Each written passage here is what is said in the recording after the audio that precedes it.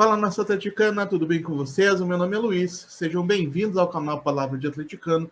E no vídeo dessa segunda-feira, como a situação no Atlético Paranaense está fraca de novidade, eu vou trazer um conceito cunhado por um técnico campeoníssimo no futebol europeu e explicar como eu aplico isso ao meu entendimento sobre a situação do Atlético Paranaense.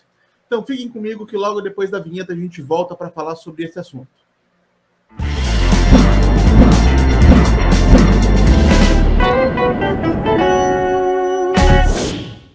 Então vamos lá. Embora não me lembre se o autor dessa ideia batizou ela de alguma maneira diferente, para o nosso vídeo eu vou chamar esse conceito de regra de 4 anos.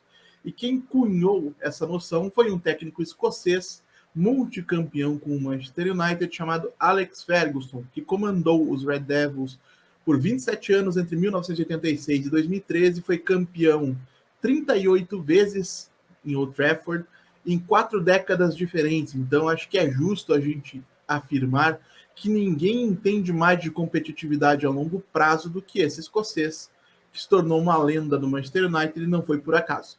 E o que essa regra diz? Em resumo, o Will Ferguson disse isso em uma série de lugares, entre eles este livro chamado Liderança, inclusive muito bom, vale a leitura, que em ciclos de 4 anos, o técnico deve promover uma troca de 80% a 90% dos jogadores que compõem o elenco. Por quê? Para garantir que haja a manutenção a longo prazo do ímpeto competitivo. E por que isso é importante? Porque todos nós, inclusive jogadores de futebol, somos seres humanos. E acontece quando você fica muito tempo no mesmo lugar, de você desenvolver uma certa acomodação, você passa a se sentir confortável. Isso não é uma falha de caráter, isso não é falta de vergonha na cara, isso é uma característica do ser humano. E é por isso que a grande maioria dos jogadores, eles precisam dessa rotatividade, de trocar de clubes, para poder apresentar o seu melhor futebol ao longo da carreira. Existem exceções à regra, são jogadores que se tornam lendas. No próprio Manchester United, a gente teve Gary Neville, a gente teve Paul Scholes, a gente teve Ryan Giggs, teve Rio Ferdinand, uma série de jogadores que fizeram história e se tornaram lendas justamente porque ficaram muito tempo.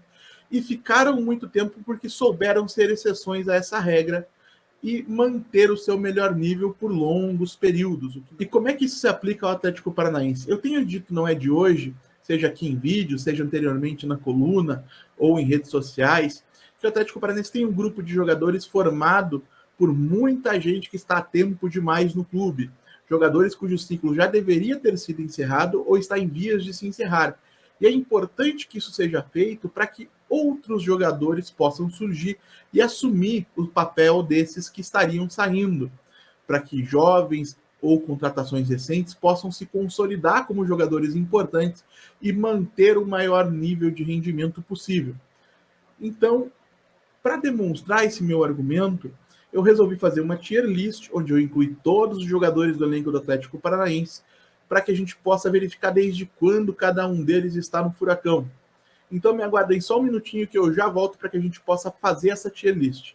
Então, voltando, na tela vocês vão ver que existem 5 prateleiras, uma escrito 4+, jogadores que estão há mais de 4 anos no Atlético Paranaense, outras escrito 4, 3, 2 e 1, representando a quantas temporadas esses jogadores vestem a camisa do Furacão. E a partir desse momento, eu vou pedir licença e desculpas para vocês, porque eu não vou poder continuar olhando para a câmera, porque para movimentar essa tier list, eu vou precisar, evidentemente, olhar para o meu computador. Então, não é falta de educação, não é falta de respeito. Vamos lá. Então, vamos começar pelo goleiro Mikael, primeiro ano dele no elenco profissional, jogador de seleções de base, jogador em quem o Atlético deposita muitas esperanças para o futuro, problema nenhum, frescor no elenco, a chegada do Mikael para 2023. Bento. O Bento, a rigor, ele seria um jogador para a gente considerar entrando na sua 4ª temporada. Por quê? Porque ele estreou em 2020 como reserva, foi em reserva em 2021, assumiu a titularidade em 2022 depois da venda do Santos. Mas eu particularmente, tá, essa é uma interpretação minha, acho que é mais razoável a gente considerar o Bento como entrando no seu 2º ano, porque vai ser o 2º ano dele como titular, um jogador que acabou se consolidando em 2022 como um grande goleiro, uma grande referência do time.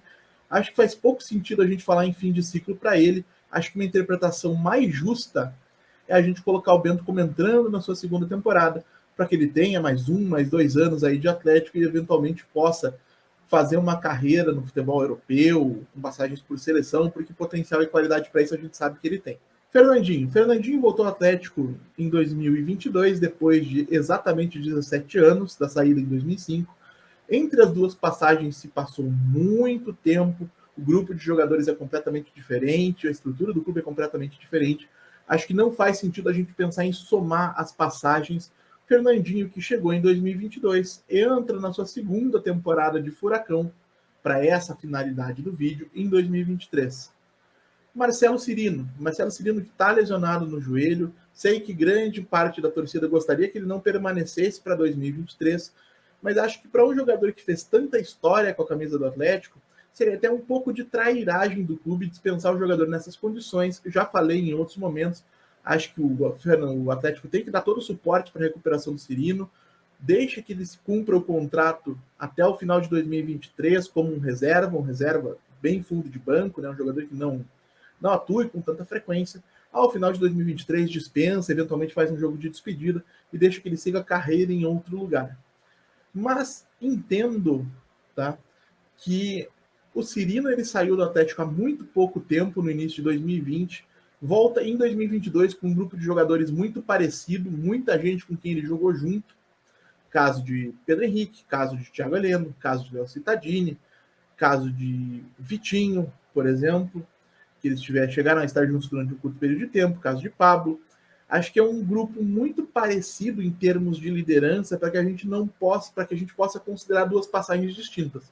Por mais que elas tenham acontecido em momentos distintos, separados aí por um período de 2 anos, eu entendo que a gente pode considerar que o Cirino realmente é um jogador fim de ciclo, tá? Já está há muito tempo no clube, sem render aquilo que se espera dele, e acho que faz pouco sentido pensar em uma manutenção a longo prazo. Acho que ele está ocupando um espaço no elenco que poderia ser melhor aproveitado por um jovem jogador, por uma contratação, por um jogador que chegasse para de fato somar alguma coisa que o Cirino hoje não consegue mais somar.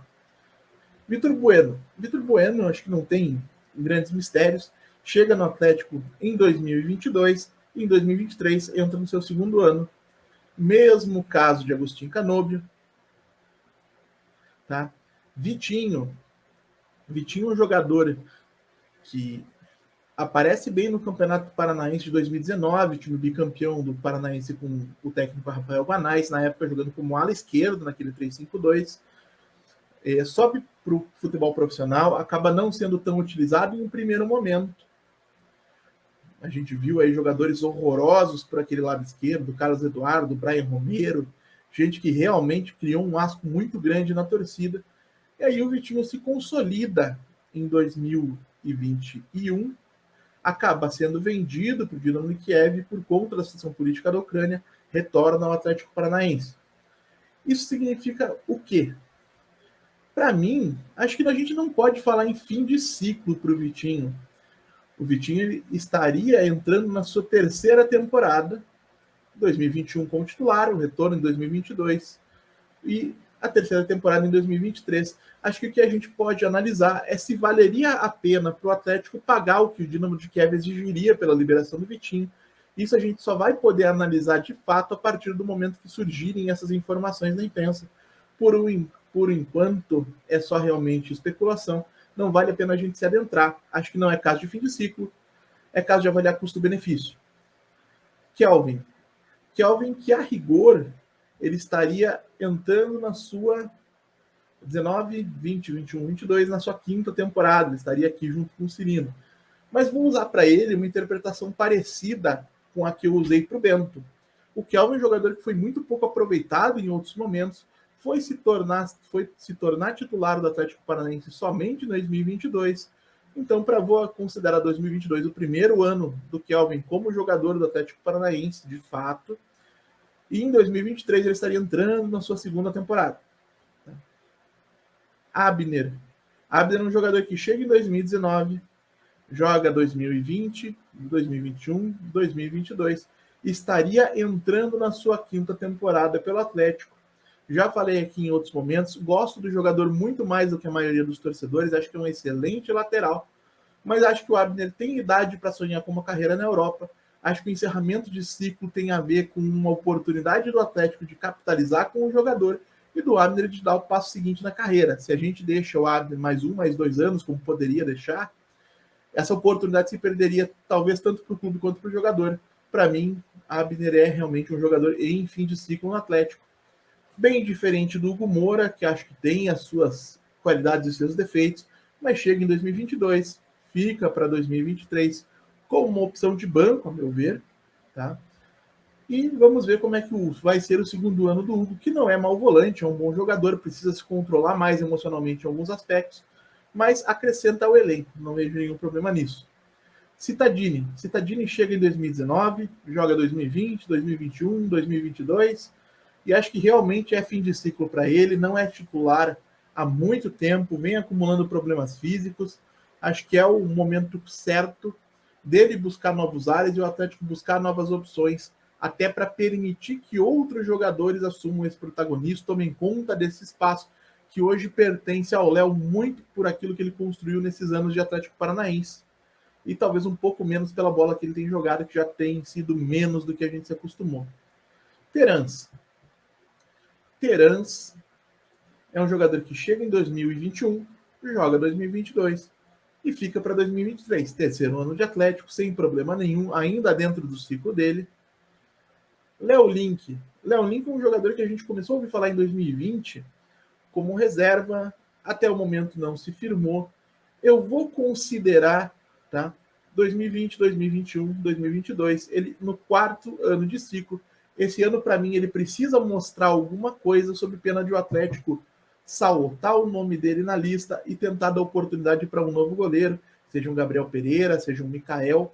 O Léo realmente é um goleiro que eu confesso que não me agrada. Espero que ele possa mostrar que eu estou errado durante a temporada. Eric chega no Atlético em 2019, fica para 2020, 2021, 2022. Em 2023 estaria entrando no seu quinto ano de Atlético Paranaense.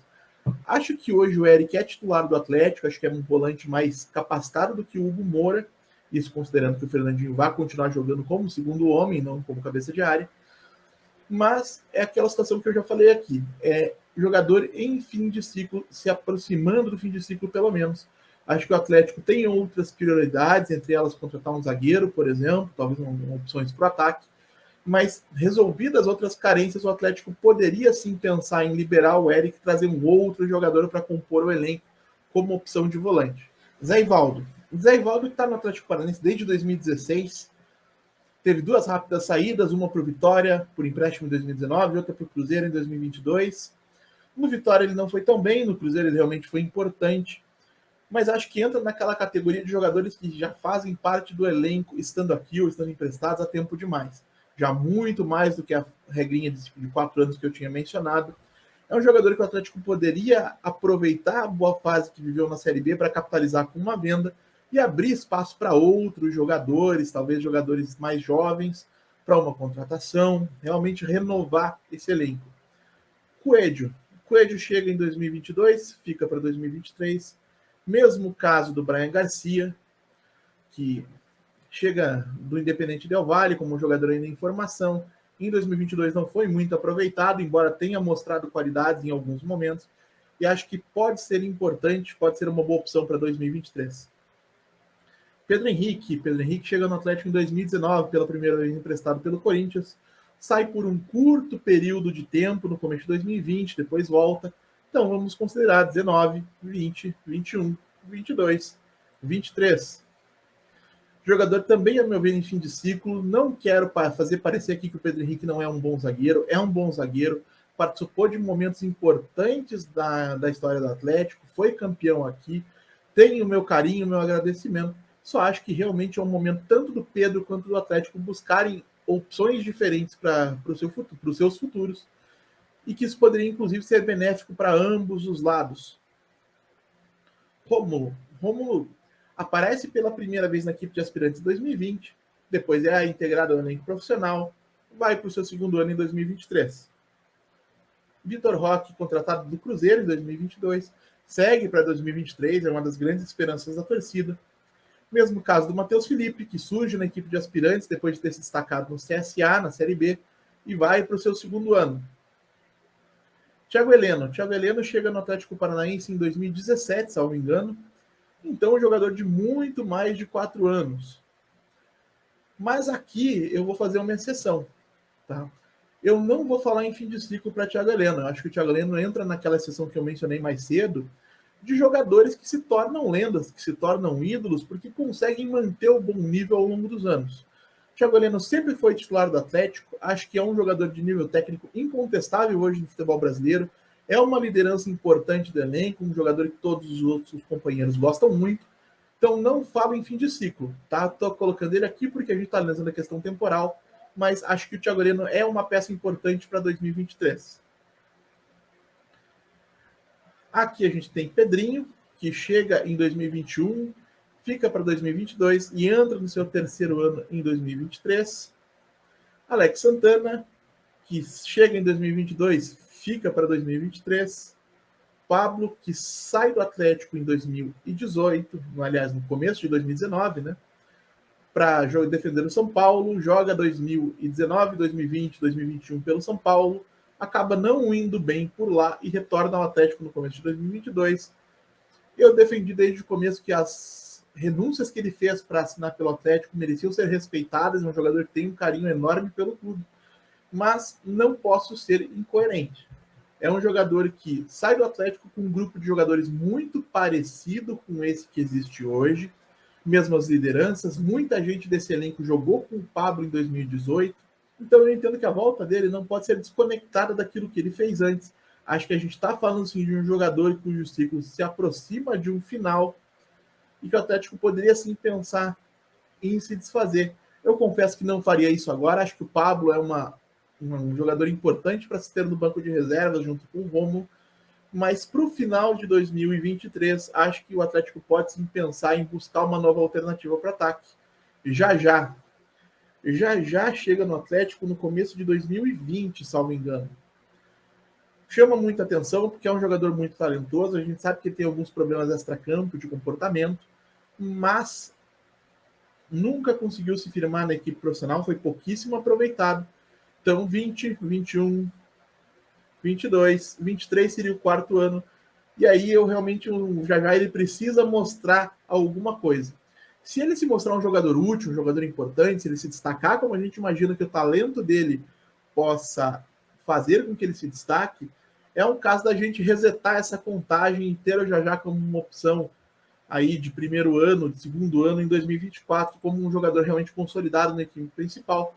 Agora, se ele em 2023, mais uma vez, não mostrar o futebol que se espera dele, aí realmente, para mim, no final de 2023, já é caso de fim de ciclo. Então, percebam pelo formato da figura que se formou nessa nossa tier list, que o Atlético tem muitos jogadores indo para o segundo ano, isso é normal, porque o Atlético não contratou jogadores ainda para essa temporada, mas tem muita gente em fim de ciclo que ocupa espaço no elenco e que, por serem jogadores importantes, jogadores com história, com liderança dentro do grupo, fica até complicado para o treinador sacar todo esse pessoal e apostar nessa molecada.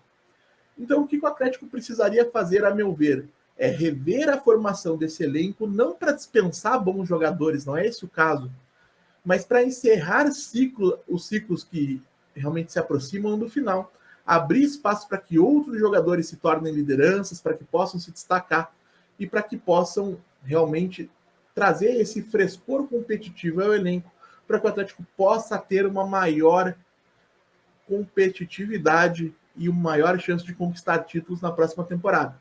Para mim, isso é uma questão de manutenção de mentalidade competitiva.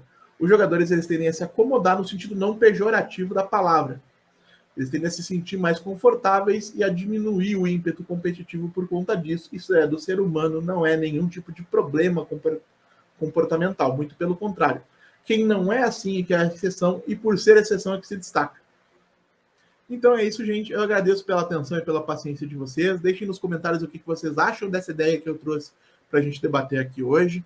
Como vocês enxergam o elenco do Atlético Paranaense para as próximas temporadas? Estou curioso para saber a opinião de todos vocês. Muito obrigado, até a próxima e tchau!